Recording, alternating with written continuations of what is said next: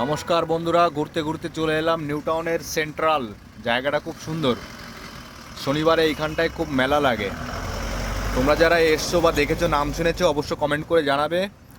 এই আশায় রইলাম। আর জায়গাটা তোমাকে একটু ঘুরিয়ে আমি দেখাচ্ছি। খুব সুন্দর জায়গা।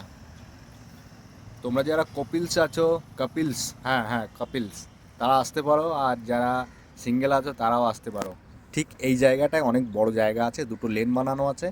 ওইখানটা অনুষ্ঠান না হয় শনিবার করে, শনিবার সন্ধেবেলা ইভিনিং টাইমে তোমরা চলে আসবে।